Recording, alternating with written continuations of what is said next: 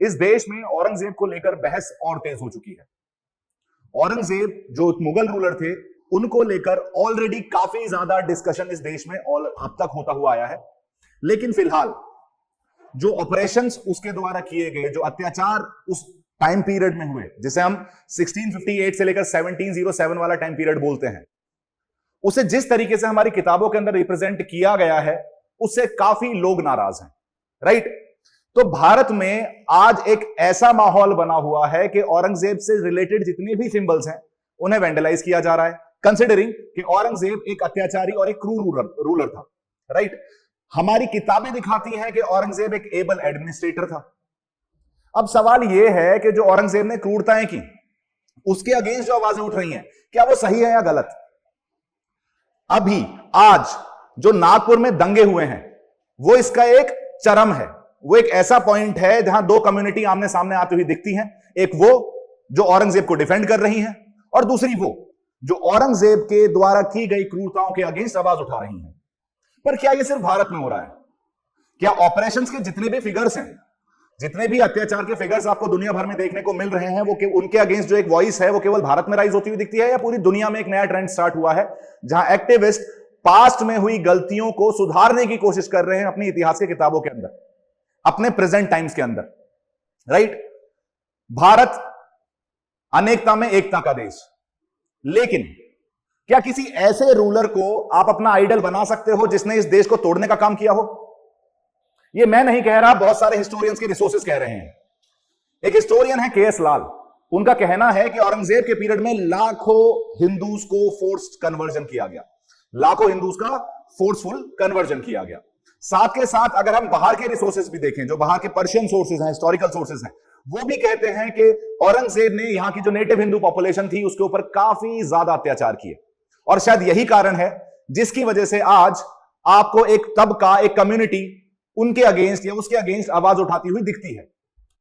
अब ये कहां तक सही है, कहां तक गलत है, ये तो मैं आपके ऊपर छोड़ता हूं, लेकिन इसका ट्रेंड कहां से स्टार्ट हुआ और ये कहां जाकर एंड होगा, क्या ये सही है, क्या ये गलत है, क्या आज के लोगों को जानने की जरूरत है कि औरंगजेब की असलियत क्या थी, औरंगजेब का असली चेहरा क्या था, या फिर जिस तरीके से डिस्टॉर्टेड हिस्ट्री के अंदर औरंगजेब को एक एबल एडमिनिस्ट्रेटर दिखा रखा है, उसे चलते रहना देना चाहिए। कुछ इंसिडेंट्स में आपको बताना चाहता हूं। पर्शियन सोर्सेस कहती हैं कि औरंगजेब ने कुछ पर्टिकुलर एरियाज के अंदर फोर्स कन्वर्जन के ऑर्डर्स दिए कि जबरदस्ती वहां लोगों को कन्वर्ट किया जाए, चाहे वो गुरु तेग बहादुर का शीश कटना हो, जिसके नाम पर आज की डेट में जिसका एविडेंस हमें शीशगंज गुरुद्वारे के तौर पर देखने को मिल रहा है, या फिर वो छत्रपति संभाजी महाराज की क्रूअल किलिंग हो। ये दोनों ही केसेस हमें बताते हैं कि औरंगजेब एक क्रूर रूलर था, एक रिलीजियस फैनेटिक था, जिसके लिए इस्लाम से ऊपर या अपने धर्म से ऊपर कुछ नहीं था। लेकिन ऐसे इंसान को पूजना इस देश की कम्युनल थ्रेड को क्या परमिट करता है? क्या इस देश में जो टॉलरेंस आप बोलते हो, क्या उस टॉलरेंस का फिगर औरंगजेब हो सकता है, या आपको किसी दारो शिखो जैसे रूलर को बेसिकली सपोर्ट करना चाहिए? कुछ टाइम पहले सपा के रूलर हैं, सपा के एक नेता हैं, इन्होंने बोला है कि Aurangzeb was an able administrator, जिसको भी पॉलिटिसाइज कर दिया गया। एकनाथ शिंदे का इसके अगेंस्ट भी आपको एक कमेंट आता हुआ दिख जाता है। आज नागपुर में हुआ वायलेंस वापस बताता है कैसे इस इशू को पॉलिटिसाइज किया जा रहा है, कैसे पॉलिटिकल पर्सपेक्टिव्स के लिए अलग अलग पार्टियां इसका इस्तेमाल कर रही हैं। जो पार्टीज अपना वोट बैंक देख रही हैं मुस्लिम्स में, वो औरंगजेब के सपोर्ट में उतर आई हैं, इस प्रोटेस्ट के अगेंस्ट उतर आई हैं। जो पार्टीज जो हिंदू वोट बैंक चाहती हैं, वो पूरी तरीके से औरंगजेब के अगेंस्ट जा चुकी हैं। निष्कर्ष, एक कम्युनल दंगा नागपुर के अंदर, 40 से ज्यादा पुलिस वाले घायल हो चुके हैं, आगजनी के केसेस सामने आए हैं, पब्लिक एसेट्स को तोड़ा गया, जलाया गया, और दोनों ही गुटों ने एक दूसरे के ऊपर पथराव भी किए। ऐसे में हमें यह समझने की जरूरत है कि हिस्ट्री को सुधारना तो जरूरी है, पर उसके लिए प्रेजेंट टाइम्स के कम्युनल थ्रेड को मेंटेन करना भी जरूरी है। और वो लोग जो औरंगजेब को आज की डेट में अपना आइडल मान के बैठे हैं या उसे सपोर्ट कर रहे हैं, उनको यह भी समझना जरूरी है कि जब आप टॉलरेंस की उम्मीद रखते हो फ्रॉम अ मेजॉरिटी कम्युनिटी, तो आप किसी ऐसे फिगर को अपना आइडल या अपना सपोर्टर नहीं बता सकते या उसको सपोर्ट नहीं कर सकते जो यहां की नेटिव पॉपुलेशन की किलिंग के लिए जिम्मेदार है, जो यहां नेटिव पॉपुलेशन पर क्रूरता के लिए जिम्मेदार है। अब ये जो पूरी चल रहा है, हम ये बात करना चाहेंगे कि पूरी दुनिया में ऐसे कौन कौन से इंसिडेंट्स हैं और आखिर ऐसे हो क्यों रहा है। केवल भारत में नहीं, ऑस्ट्रेलिया में, यूएस में, यूरोप के अंदर आपको ऐसे मल्टीपल इंसिडेंट्स देखने को मिल जाते हैं जहां आप हिस्टोरिकल फिगर्स के स्टैचूज को वेंडलाइज होते हुए दिखते हैं, हिस्टोरिकल फिगर्स के स्टैचूज को तोड़ते हुए दिखते हैं। एक तो हिपोक्रेसी हमें नजर आती है यहाँ लेफ्ट लिबरल्स की। जो भारत का लेफ्ट लिबरल है वो यहां ऑपरेसर्स को प्रोटेक्ट करने का काम कर रहा है, फॉर एग्जाम्पल औरंगजेब, लेकिन अगर आप यूरोप या वेस्टर्न कंट्रीज में जाके देखोगे तो वहां के लेफ्ट लिबरल्स जितने भी हिस्टोरिकल फिगर्स हैं जिन्होंने किसी भी तरीके का अत्याचार किया है उसको साइडलाइन करने की कोशिश कर रहे हैं, उनको डिस्कार्ड करने की कोशिश कर रहे हैं, वेंडलाइज करने की कोशिश कर रहे हैं। अब ऐसा भारत में क्यों हो रहा है ये तो भगवान जाने, कि या तो left liberal according to convenience चलते हैं या फिर भारत में उनकी आइडियोलॉजी किसी अलग तरीके से इंप्लाई की जाती है, राइट। सबसे पहले हम ये समझने की कोशिश करते हैं कि ये जो चीजें हो रही हैं, ये जो हिस्टोरिकल फिगर्स निकल निकल के आ रहे हैं, ये जो रोडों के नाम को रेड पेंट किया जा रहा है, ये जो किसी की कब्र को उखाड़ने की बात चल रही है, ये आखिर चल क्यों रही है? देखो, पिछले कुछ सालों से एक नोटेबल ट्रेंड देखने को मिला है जहां एक्टिविस्ट वेंडलाइज कर रहे हैं स्टैचूज को और उन सिंबल्स को, हिस्टोरिकल फिगर्स के, जिन्हें ऑप्रेसिव माना जाता है, जिन्हें अत्याचारी या क्रूर माना जाता है, राइट। ऐसा क्यों हो रहा है? ये एक स्ट्रॉन्ग डिजायर की वजह से हो रहा है जो प्रेजेंट हिस्टोरिकल नैरेटिव को चैलेंज करने के लिए बने हैं। जिस तरीके से किताबों में इन फिगर्स को रिप्रेजेंट किया गया है वो असली सच्चाई बयां नहीं करता, और जिनके ऊपर ये अत्याचार हुए हैं उन्हें ये कतई बर्दाश्त नहीं है। इसलिए वो चाहते हैं या तो हिस्ट्री को थोड़ा सा बदलो, सही नैरेटिव में लाओ, जो सच्चाई है उसे सामने लेके आओ, कम्युनल थ्रेड को मेंटेन करने के लिए झूठ मत पढ़ाओ। एक इंसान को आप एबल एडमिनिस्ट्रेटर नहीं बना सकते जबकि वो लाखों लोगों की हत्या के लिए रिस्पॉन्सिबल है, या फिर उसे हत्यारा बोला जा सकता है। एबल एडमिनिस्ट्रेटर अगर औरंगजेब होता तो उसके जाने के बाद मुगल एम्पायर पूरी तरीके से टूट नहीं जाता। 27 साल तक डेक्कन कैंपेन के बाद जो अपनी तिजोरियां वो खाली करके गया, उसके बाद कोई भी मुगल एम्पायर जो है वो सस्टेन नहीं कर पाया। क्यों? क्योंकि औरंगजेब की पॉलिसीज में कुछ ना कुछ कमी थी, कुछ ना कुछ खोट था। वो भारत की जो इंट्रिंसिक कोहेसिवनेस है उसको नहीं समझ पाया, और उसको तोड़ने की वजह से किसी भी तरीके से उसके बाद वाले मुगल रूलर्स को कोई सपोर्ट मिलता हुआ नहीं दिखता है, और मुगल रूल का आपको डिक्लाइन भी देखने को मिलता है। तो ऐसे में किसी को एबल एडमिनिस्ट्रेटर कहना शायद एक्सेजरेशन है, लेकिन क्रूर कहना शायद कम्युनल है। तो आपको यह समझना है कि उस एक्सेजरेटेड थॉट पे हमें रहना है, या फिर उसे क्रूर को क्रूर बोलना। एक स्पेड को स्पेड कहने के लिए भी ताकत चाहिए, जो हमारे हिस्टोरियंस और हमारी एनसीईआरटी किताबों में शायद थोड़ा सा मिसिंग है। और वही कारण है कि आप ये चीज आपको सड़कों पर उतरती हुई दिखती हैं। जब हिस्ट्री की किताबें सच नहीं बोल पाती तो लोग सड़कों पर उतर के सच ढूंढना शुरू कर देते हैं, और वही आपको आज की डेट में देखने को मिल रहा है, और भारत में ही नहीं पूरी दुनिया में देखने को मिल रहा है। तो हिस्टोरिकल नैरेटिव्स को आप चेंज करने की कोशिश करते हैं, not just in India but in other countries as well. वो चाहते हैं कि जितने भी ऐसे इंडिविजुअल्स हैं जिनको ग्लोरीफाई किया गया है, जिनको कॉलोनाइजेशन से लिंक किया जा सकता है, रेसिज्म से लिंक किया जा सकता है, या और किसी तरीके के सिस्टमेटिक या सिस्टेमिक ऑपरेशन से रिलेट किया जा सकता है, तो औरंगजेब हमारे यहां थर्ड कैटेगरी में फॉल करते हुए दिखते हैं।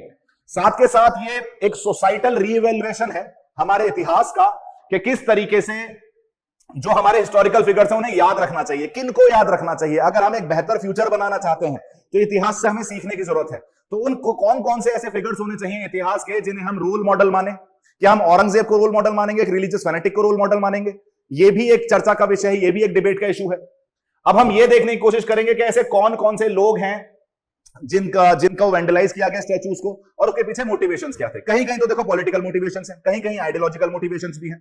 फॉर एग्जांपल, एक्टिविस्ट जो ऐसे जनरली एक्ट्स में एंगेज करते हैं, उन्हें जनरली बोला जाता है कि वो ऐसे मॉन्यूमेंट्स, ऐसे फिगर्स को टारगेट करते हुए दिखेंगे जिन्हें वो ऑप्रेसिव मान रहे हैं। दूसरी चीज, वो चाहते हैं कि सोसाइटी अपनी हिस्ट्री को थोड़ा सा एसेस करे, केवल जो हिस्ट्री की किताबों में लिखा हुआ देख के उस पर डायरेक्टली बिलीव ना कर ले, क्योंकि कुछ सच्चाई इतिहास की किताबों से पीछे रह गई है, और कुछ क्रूर लोगों को अच्छी तरीके से दिखा दिया गया है जो लोगों के लिए एक्सेप्टेबल नहीं है। साथ के साथ कंपैरिजन किया जाता है, जो पास्ट में इनजस्टिसेस हुए हैं उनको कैसे जस्टिफाई करोगे जब तुम प्रेजेंट डे की इनइक्वालिटीज को जस्टिफाई नहीं कर पा रहे हो। जो आज की डेट में इनइक्वालिटीज देखने को मिल रही है, अगर तुम उसके अगेंस्ट आवाज उठा सकते हो, तो जो पास्ट में इनजस्टिसेस हुए हैं उसके अगेंस्ट आवाज उठाने में आपको क्या दिक्कत है? आप उसे पॉलिटिसाइज क्यों कर रहे हो? साथ के साथ अवेयरनेस भी फैलाना एक मेजर रीजन है, कि लोगों को जिससे पता चले कि पास्ट में सच्चाई क्या है, कौन सा रूलर ने क्या किया, किस तरीके से एक्ट किया, कौन कितना क्रूर था, कौन कितना टॉलरेंट था। इन सब चीजों को लेकर भी एक अवेयरनेस फैलाई जाए, इसलिए भी एक्टिविस्ट और जनता जो है वो आपको सड़कों पर उतरती हुई दिखती है। एग्जाम्पल के तौर पर सबसे पहला एग्जाम्पल हमारे पास फरवरी 2025 से आ रहा है, मेलबर्न ऑस्ट्रेलिया से। मेलबर्न ऑस्ट्रेलिया के अंदर एक एंटी कॉलोनियल प्रोटेस्ट की गई, जिसके अंदर हमें क्या देखने को मिल रहा है? यहां जॉन बैटमैन का स्टैचू वेंडलाइज किया गया। ये मेलबर्न के एक फाउंडर थे, और इनको पूरी तरीके से इनका स्टैचू उखाड़ फेंका वहां एंटी कॉलोनियल प्रोटेस्टेंट्स ने, या जितने भी प्रोटेस्टर्स थे। क्यों उखाड़ फेंका?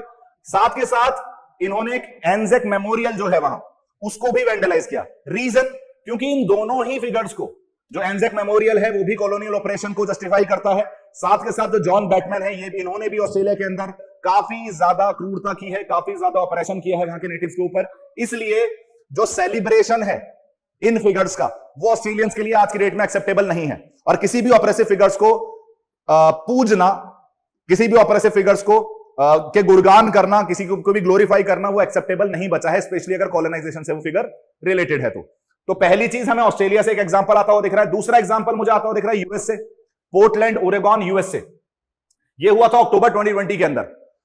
देखो पोर्टलैंड ओरेगन के अंदर आपको देखने को मिल रहा है अक्टूबर 2020 में प्रोटेस्टर्स ने थियोडोर रूसवेल्ट और अब्राहम लिंकन के स्टैचूज को गिरा दिया था। क्यों गिरा दिया था? क्योंकि इन दोनों को रेस्पॉन्सिबल माना जाता है कि उन्होंने क्लेंसिंग की थी, मतलब अंधाधुंध किलिंग की थी जो इंडिजिनस पॉपुलेशन है अमेरिका की, जिन्हें हम नेटिव अमेरिकन बोलते हैं। और जब थियोडोर रूसवेल्ट और अब्राहम लिंकन जैसे फिगर्स को पूजा जाता है तो नेटिव पॉपुलेशन के मुंह पर एक तमाचा है ये। जिस तरीके से औरंगजेब को पूजना यहां की मेजोरिटी कम्युनिटी के मुंह पर एक तमाचा है।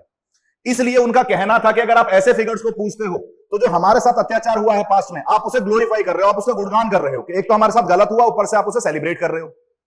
साथ के साथ आपको यह भी देखना पड़ेगा, ये इंडिजिनस पीपल जो है वहां के अमेरिका के, उन्होंने अपने लिए आवाज उठाई और इन स्टैचूज को तोड़ा। और एक और चीज, ये उस टाइम पे हुआ जिस टाइम पे कोलंबस डे भी सेलिब्रेट किया जा रहा था, जब अमेरिका को फाउंड किया गया, जब यूरोपियंस ने अमेरिका की तरफ मूव करना शुरू किया और वहां के नेटिव अमेरिकन की आपको एथनिक क्लेंसिंग देखने को मिली।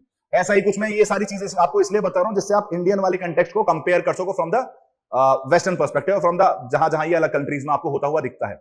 बस फर्क इतना है कि यहां जो तोड़ रहे हैं वो यहां डिफेंड कर रहे हैं भारत के अंदर। मतलब बाकी कंट्रीज में जो एक्टिविस्ट आपको ये सब चीजें करते हुए दिखते हैं, भारत के अंदर वो औरंगजेब जैसे फिगर्स को डिफेंड करते हुए दिखते हैं। इसमें यह भी दिखाया जाता है कि यह प्रोटेस्ट बता रही है कि आप किस तरीके से अपने हिस्टोरिकल फिगर्स को याद रखो, आप किन को याद रखना चाहोगे। अगर आप सच में एक बेटर फ्यूचर अपने आने वाली जनरेशन को एक अच्छी बात बताना चाहते हो, अच्छा मैसेज देना चाहते हो, तो आप किन फिगर्स को सेंटर में रखना चाहोगे और किन फिगर्स को साइडलाइन करना चाहोगे।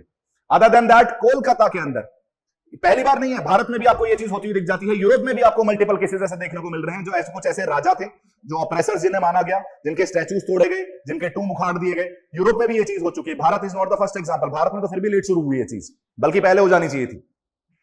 कोलकाता के अंदर लेफ्ट लिबरल्स ने श्यामा प्रसाद मुखर्जी के स्टैचू को पूरी तरीके से वेंडलाइज कर दिया। इसका सिंपल सा कारण यह था कि त्रिपुरा के अंदर लेनिन के स्टैचू को बेसिकली साइडलाइन किया गया, तोड़ा गया, इसलिए उन्होंने श्यामा प्रसाद मुखर्जी के स्टैचू को भी वेंडलाइज कर दिया। श्यामा प्रसाद मुखर्जी कोई किसी भी तरीके से कोई ऑपरेसर नहीं थे, he was the founder of Jansangh, right. उन्होंने कोई मास किलिंग नहीं की, लेनिन ने मास किलिंग्स की। देखो मार्क्सिज्म एक ऐसी आइडियोलॉजी है जो मार्क्स बोल के गया था कि जी Marxism is not an ideology, लेकिन मार्क्सिज्म ही ऐसी आइडियोलॉजी जिसने सबसे ज्यादा लोगों को मारा है, चाहे वो रशिया हो, चाहे वो चाइना हो, चाहे वो वियतनाम हो, चाहे वो लैटिन अमेरिका हो। मार्क्सिज्म या लेफ्ट के नाम पर आपने, सोशलिज्म के नाम पर जो भी उसके अगेंस्ट जाता हुआ दिखा, आपने पाइल्स ऑफ डेड बॉडीज का एक पहाड़ बना दिया। और आप ऐसे इंसान को श्यामा प्रसाद मुखर्जी से जस्टिफाई करके अगर वेंडलाइज करेंगे तो definitely it was more of political and ideological context. इसके अलावा हमें देखने को मिल रहा है कि दिल्ली यूनिवर्सिटी के अंदर, यहां तक कि औरंगाबाद के अंदर आपको वीर सावरकर, विनायक दामोदर दास सावरकर के स्टैचू को वेंडलाइज होते हुए देखा गया। साथ के साथ औरंगाबाद में तो स्टैचू को तोड़ ही दिया गया। उस टाइम पे तो कोई दंगे होते हुए नहीं दिखे मुझे। जब ये वेंडलाइजिंग चल रही थी, जब ये सारा प्रोटेस्ट चल रहा था, तो इस टाइम पे आपको कोई भी कम्युनिटी सड़क पर उतरती हुई नहीं दिखती है। लेकिन औरंगजेब के नाम पर पॉलिटिक्स होना जरूरी है, औरंगजेब के नाम पर लोगों का दंगा करना जरूरी है, राइट। अब ये जो सारी चीजें हैं, भूल जाओ थोड़ी देर के लिए कि ये सही हो रहा है या गलत हो रहा है। मैं केवल इंडियन सोसाइटी पर्सपेक्टिव से सोचता हूं इस चीज को, क्या इसका पॉलिटिसाइजेशन ठीक है? अगर आपको इन चीजों के अगेंस्ट एक्ट भी करना है, देखो देश की दिक्कत यह है कि आपको जैसे ही कोई ऐसी चीज दिखती है जहां से आप अपना वोट बैंक इकट्ठा कर सकते हो, तो आप तुरंत उसे पॉलिटिसाइज कर देते हो। जो आपको मेन ऑब्जेक्टिव है ना, वो आप अचीव नहीं कर पाओगे। आपको ऑब्जेक्टिव यह है कि औरंगजेब की जो क्रूरताएं थी उन्हें सामने लेकर आओ। ऐसा नहीं है कि इतिहास से मिटा दिया जाएगा औरंगजेब। औरंगजेब को कैसे मिटा दिया जाएगा? अगर आप औरंगजेब को हटा दोगे तो कैसे बताओगे कि कितनी क्रूरता हुई है मुगल पीरियड में? लेकिन आपको यह भी तो समझना जरूरी है कि आप ऑब्जेक्टिव अचीव ही नहीं कर पा रहे हो अगर इसे आप पॉलिटिसाइज कर दे रहे हो तो। अगर आप दंगे भड़का रहे हो, अगर आप इतने ऐसी प्रोटेस्ट कर रहे हो जहां दूसरी कम्युनिटी इतनी ज्यादा इंपैक्ट हो जा रही है कि वो दंगे पे उतर आई है, या दोनों कम्युनिटी इस लेवल पे उतर आई है कि एक दूसरे को मारने लड़ने के लिए तैयार हैं वो, तो कहीं ना कहीं आप सोसाइटी को तो नेगेटिवली इंपैक्ट कर रहे हो। तो ये भी समझना है कि मैं सोशल कोहेशन मेंटेन कर पाऊंगा, नहीं कर पाऊंगा इन सारी चीजों के साथ। और जो लोग इस चीज को डिफेंड कर रहे हैं उन्हें यह भी समझना जरूरी है कि जब वो दूसरी कंट्रीज में किसी भी ऑपरेसिव फिगर्स को के अगेंस्ट जाते हैं, तो भारत में उन्हें ऑपरेसिव फिगर्स के अगेंस्ट जाने में क्या दिक्कत है? ये कम्युनल कैसे हो जाता है? दारा सिखों को पूछो, जो हम बोलते हैं Jalaluddin Khilji, one of the most tolerant ruler in Muslims. Bijapur सल्तनत के जो इब्राहिम आदिल शाह हैं second, he was one of the most tolerant ruler, वो भी मुस्लिम्स थे। उनको पूछो, लेकिन किसी ऐसे फिगर को मत पूछो जो यहां इस देश की जो कोर आइडियाज हैं उनसे कनेक्ट ही ना करता हो, राइट। अब इसके रिएक्शन और इसके इंपैक्ट क्या हो सकते हैं जो सारी चीजें होती हुई दिख रही हैं। सबसे पहला है सोशल पोलराइजेशन, मतलब आप सोसाइटी को और ज्यादा पोलराइज कर रहे हो, सोसाइटी में और ज्यादा फॉल्ट लाइंस क्रिएट कर रहे हो, और ज्यादा अस वर्सेस देम वाली मेंटेलिटी क्रिएट कर रहे हो। देखो कम्युनलिज्म के ना 3 स्टेजेस होते हैं। पहला स्टेज कि जी मैं और तुम अलग हो, दूसरा स्टेज मेरा इंटरेस्ट और तुम्हारा इंटरेस्ट अलग है, और तीसरा स्टेज जिसे हम कम्युनलिज्म बोलते हैं, उस स्टेज में बोलते हैं मैं अपना इंटरेस्ट तब तक अचीव नहीं कर सकता जब तक तेरा इंटरेस्ट अचीव हो रहा है। और कहीं ना कहीं औरंगजेब वाला issue 3rd level of communalism पर पहुंचता हुआ दिख गया है। इसी वजह से ये दंगे भी आपको होते हुए दिखे हैं जो नागपुर के अंदर हो रहे हैं। दूसरी चीज पॉलिटिकल मैनिपुलेशन, आप जो पॉलिटिसाइज कर रहे हो इस इशू को, आप अपनी पॉलिटिक्स चमकाने की कोशिश कर रहे हो, अपना वोट बैंक इकट्ठा करने की कोशिश करो, लेकिन आपको यह भी समझने की जरूरत है कि सोसाइटी के अंदर जो जितना ज्यादा आप डिवाइड क्रिएट करोगे उतना ज्यादा सोसाइटी के लिए कोहेसिव रहना डिफिकल्ट हो जाएगा, उतना ज्यादा सस्टेन करना सोसाइटी के लिए एज अ टॉलरेंट सोसाइटी बहुत ज्यादा डिफिकल्ट हो जाएगा। तो चीजों को एक पढ़े लिखे समाज की तरह टैकल करना चाहिए, जिस तरीके से वेस्टर्न वर्ल्ड में किया गया है। जब वहां चीजें वैंडलाइज की गई तो वहां दंगे नहीं हुए, वहां समझा गया इस चीज को कि हाँ यार ये एक ऑपरेसिव फिगर था, इसने यहां की पॉपुलेशन के साथ गलत किया है, इसलिए यहां की नेटिव पॉपुलेशन इसके अगेंस्ट जा रही है। लोग उसको अपना आइडल फिगर मान के उसके सपोर्ट में नहीं उतर आए, या उसके सपोर्ट में पत्थर फेंकने नहीं शुरू कर दिए लोगों ने। और ये मेजरली हो भी इसलिए रहा है क्योंकि दोनों गुट जो है अपने पॉलिटिकल वोट बैंक्स को स्ट्रॉन्ग करने की कोशिश कर रहे हैं। कल्चरल हेरिटेज को एक थ्रेट है। देखो औरंगजेब चाहे कैसा भी सही है तो भारतीय इतिहास का हिस्सा, राइट। बस दिक्कत इतनी है कि उसको जिस तरीके से आप रिप्रेजेंट कर रहे हो उसमें थोड़ी सी कमी है। अगर वो रिलीजियस फैनेटिक था तो have the guts to say that he was a religious fanatic. अगर उसने फोर्स कन्वर्जन किए हैं तो have the guts to say that उसने फोर्स कन्वर्जन किए हैं। उसे टॉलरेंट रूलर की तरह दिखाने की जरूरत नहीं है। उसे ना इस तरीके से मत बताया, जैसे फॉर एग्जांपल थोड़ा टाइम पहले एनसीईआरटी में लिखा हुआ था कि औरंगजेब ने मंदिर बनवाए, एक आरटीआई फाइल की गई कि सोर्स दिखाओ कि औरंगजेब ने कौन से मंदिर बनवाए, तो एनसीईआरटी के पास दिखाने के लिए कोई सोर्स था नहीं। तो आप ना जबरदस्ती इमेज में कवर करने की कोशिश मत करो, सच को सच की तरह रिप्रेजेंट करने की कोशिश करो। अगर ऐसा नहीं करो, अगर ऐसा करते हो तो शायद ऐसी चीजें आपको होती हुई भी नहीं दिखेंगी। लास्ट है इंटरनेशनल रेपुटेशन। जब इस देश के अंदर कम्युनल बेसिस पर दंगे होते हैं तो हमारी जो इमेज है, इंटरनेशनल इमेज है कि हम अपने इतिहास के जो फिगर्स हैं उनको मिटा रहे हैं, हमारे यहां कोहेरेंस नहीं है, हमारे यहां टॉलरेंस नहीं है, हमारे यहां माइनॉरिटी खतरे में, इस तरीके की जो मैसेज है आप इंटरनेशनल जो वर्ल्ड है उसको प्रोवाइड कर रहे हो, ग्लोबली वो मैसेज कन्वे कर रहे हो। किसी को भी यहां के नहीं देखना कि एक्चुअली में क्या चल रहा है। आप भी जब किसी और कंट्री की न्यूज पढ़ते हो तो केवल हेडलाइन पढ़ के छोड़ देते हो, आप उसी से अपना जजमेंट बना लेते हो। अब ऐसे केस में इस न्यूज को किस तरीके से कवर किया जाएगा वो इंडिया की इमेज को भी मैटर करेगा, इंडिया की इमेज के लिए भी मैटर करेगा, और जो नेगेटिव डेफिनेटली पॉजिटिव नहीं होने वाला है। तो किसी भी चीज को उस सीमा तक करो, उस लिमिट तक करो कि वो सोशल कोहेशन को ना तोड़े, और इस चीज को डिप्लोमेटिकली, इस चीज को नेगोशिएशंस के थ्रू, इस चीज को थोड़ा सा सेंसिबली एक पढ़े लिखे समाज की तरह टैकल करने की जरूरत है, रेदर देन पॉलिटिसाइज करने की जगह। तो ये तो पूरा मेरा वीडियो था। इसमें आपको एक चीज तो समझ आई होगी कि नीड तो है हिस्ट्री को रीराइट करने की, हिस्ट्री को थोड़ा सा बेटर तरीके से रिप्रेजेंट करने की, जिससे जिन लोगों के साथ ऑपरेशन हुआ है, जिन लोगों के साथ अत्याचार हुआ है, जिनके पूर्वजों के साथ अत्याचार हुआ है, वो अपना जो गुस्सा है उन्हें सड़कों पर आकर ना निकालना पड़े, वो रियलिटी में किताबों में ही दिख जाए, सच्चाई किताबों में ही लिखी हुई दिख जाए। लेकिन यह भी समझने की जरूरत है कि इसे पॉलिटिसाइज नहीं करना चाहिए, क्योंकि हो सकता है कि आपके शॉर्ट टर्म पॉलिटिकल गेन्स तो मिल जाए आपको इससे, लेकिन लॉन्ग टर्म जो सोसाइटी के अंदर एक थ्रेड है, कम्युनल थ्रेड है, उसको आप नेगेटिवली इंपैक्ट कर जाओगे। This was all from my and. मिलता हूं आपको ऐसे ही इंटरेस्टिंग टॉपिक के साथ अगले वीडियो में। Thank you so much guys and have a good day.